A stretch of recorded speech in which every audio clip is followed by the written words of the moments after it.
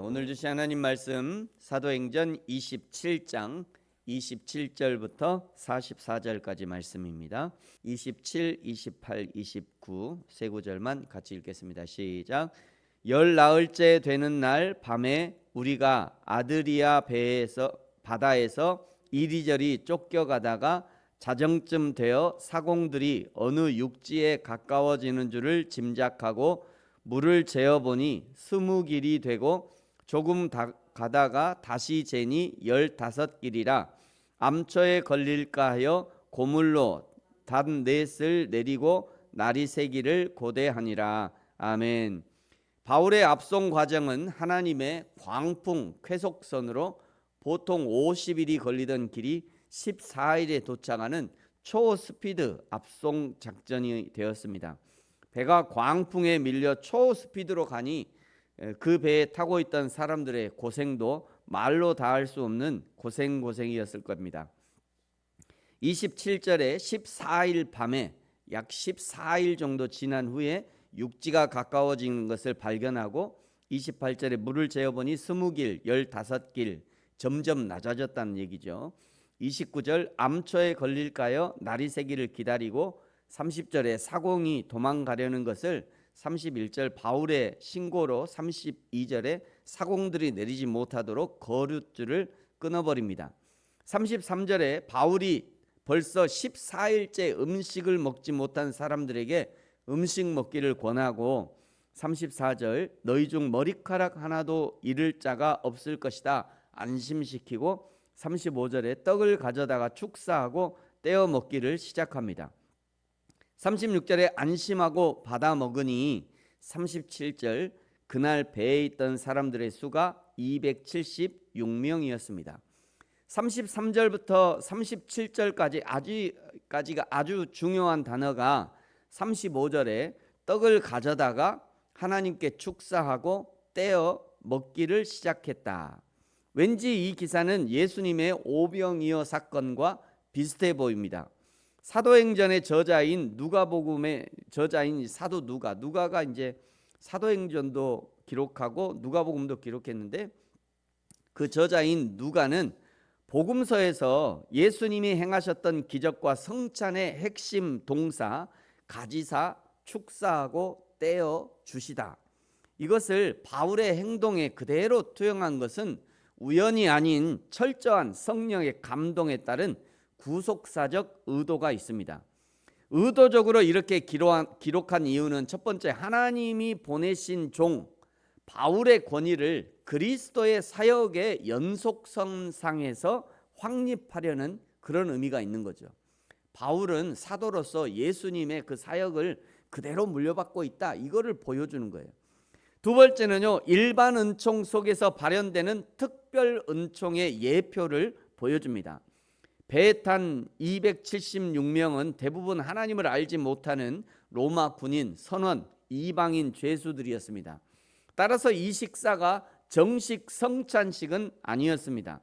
그러나 이 사건은 일반 은총적인 양식 섭취가 사도의 축사를 통해서 어떻게 구속사적인 의미를 지닌 예표로 승화되는가를 보여주는 겁니다. 바울은 하나님을 모르는 이방인들 앞에서 공적으로 하나님 앞에 감사 기도를 드림으로써 생명의 보존이 로마 황제나 선장의 기술이 아닌 오직 하나님의 주권적 은혜에 있음을 선포한 것입니다. 세 번째, 하나님의 신실하신 약속 성취에 대한 확증을 보여줍니다. 예수님께서 오병이어 기적을 행하신 후 모두 무리가 배불리 먹고 남았듯이 바울의 축사 이후에 276명의 무리는 다 배불리 먹고 위로를 얻습니다. 이것은 24절에서 하나님의 사자가 바울에게 주셨던 약속, 하나님께서 너와 함께 항의하는 자를 다 내게 주셨다고 말씀하신 그 약속이 한치의 오차도 없이 성취될 것임을 성도와 이방인들의 눈에 가시적으로 보여주는 하나님의 신실한 도장, 인치심이었던 거죠. 사랑하는 성도 여러분, 지금 이 바울의 성찬이 행해지는 곳이 어디입니까? 아직도 흔들리고 있는 배 위에입니다. 배 위에는 이미 14일이나 굶은 사람들이 있는, 또 모든 것이 막 흐트러져 있는 아수라장 같은 그런 현장이었습니다. 그 절망의 배 한가운데 서 있던 사도 바울은 담대하게 생명의 떡을 들었습니다. 그리고 모든 사람 앞에서 하나님께 감사하고 축사하고 하나님께 올려드렸던 거죠.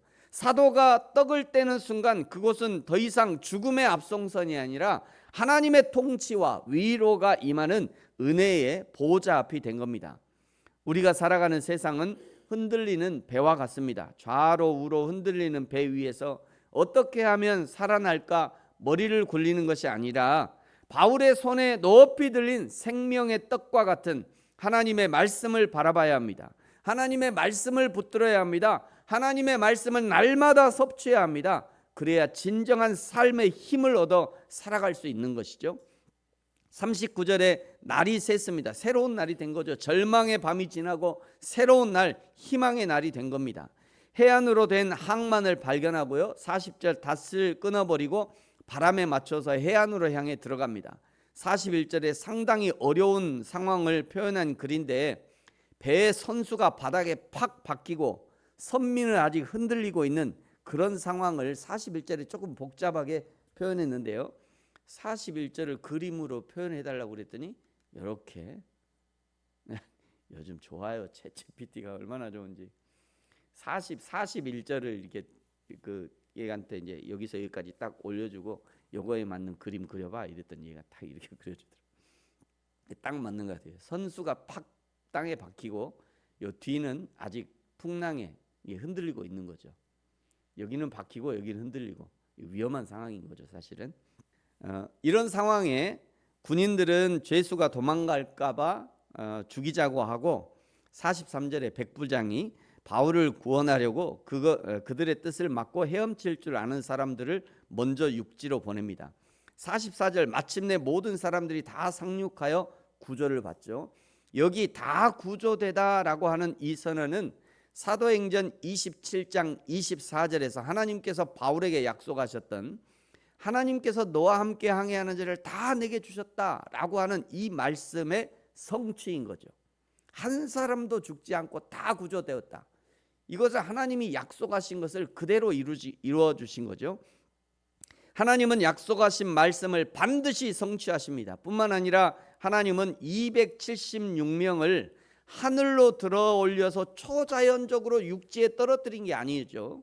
이거 굉장히 중요합니다, 여러분. 하나님이 구원해 주시는데 이 사람들을 다 들어갔고 하늘로 붕 떠가지고 이렇게 바다에 탁 내려놓은 게 육지에 내려놓은 게 아니에요.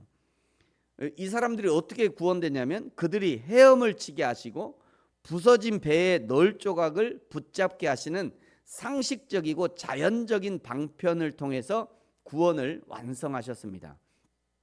성도들이 이 땅을 살아갈 때 하나님의 절대 주권을 신뢰하는 동시에 우리에게 주신 일반 은총적인 방편들이 있어요. 직업이나 학문이나 상식이나 또 성실함, 이런 것들을 최선을 다해서 사용할 수 있어야 합니다. 우리 부르심교회 개척 초기에 감기에 걸려서 며칠을 고생하는 성도님이 계셨어요. 제가 그 성도님한테 아니 이게 고생하지 마시고 병원에 가시라. 병원에 가서 진료를 받으시고 약을 드셔야 된다. 이렇게 말했다가 혼났어요. 목사님이 병원에 가라 그런다고. 목사님이 기도해서 낫게 하셔야지 병원에 가게 하신다. 제가 혼난 적이 있어요.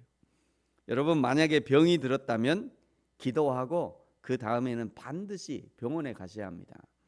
대한민국의 이 병원과 의사는요, 우리의 신앙의 선배들이 생명을 걸고 주님, 이 조선에 의료가 필요합니다. 이 조선에 의사가 필요합니다. 이 조선에 병원들이 필요합니다.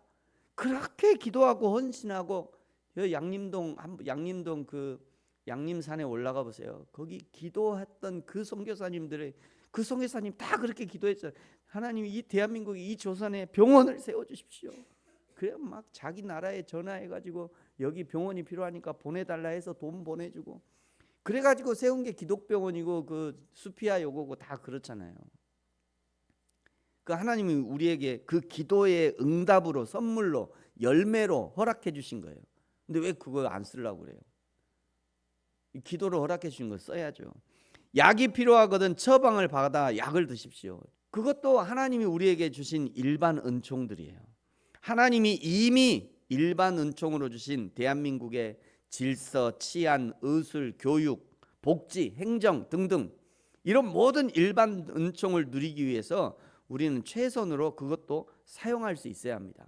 감나무 밑을 지나다가 우연히 떨어진 감을 먹는 것도 은혜이지만 나에게 주신 감나무를 잘 관리해서 풍성한 열매를 거두고 이득을 얻는 것도 모두 다 하나님의 은혜예요. 하나님의 특별 은총만 기다릴 것이 아니라 하나님이 주신 일반 은총도 누릴 수 있어야 합니다. 그것이 신앙이에요. 오늘 바울과 함께 가는 배에 탄 모든 사람들의 생명이 보존된 것처럼 저와 여러분 예수님과 함께 이 신앙의 길을 걷는 우리 모든 성도들의 생명이 보존되고 하나님의 나라에까지 안전하게 도착하는 신앙의 길을 걸을 수 있을 뿐 아니라 이 땅에서 하나님이 주신 일반 은총도 누리며 사는 저와 여러분이 되어지기를 예수님의 이름으로 축복합니다. 기도하겠습니다. 하나님 아버지 감사합니다. 우리에게 주신 놀라운 하나님의 은혜를 날마다 감사하게 하시고 우리의 신앙의 선배들이 간절하게 기도하여 허락하신 하나님의 일반 은총의 은혜들도 누릴 수 있는 저와 우리 모든 성도들이 되게 하시고 이미 우리가 은혜 가운데 살고 있으니 더욱 감사함으로 이 신앙의 그 길을 흔들림이 없이 걸을 수 있도록 축복하여 주옵소서. 감사합니다. 예수님의 이름으로 기도합니다. 아멘. 하늘에 계신 우리 아버지, 아버지의 이름을 거룩하게 하시며 아버지의 나라가 오게 하시며 아버지의 뜻이 하늘에서와 같이 땅에서도 이루어지게 하소서. 오늘 우리에게 일용할 양식을 주시고 우리가 우리에게 잘못한 사람을 용서하여 준 것 같이 우리 죄를 용서하여 주시고 우리를 시험에 빠지지 않게 하시고 악에서 구하소서. 나라와 권능과 영광이 영원히 아버지의 것입니다. 아멘.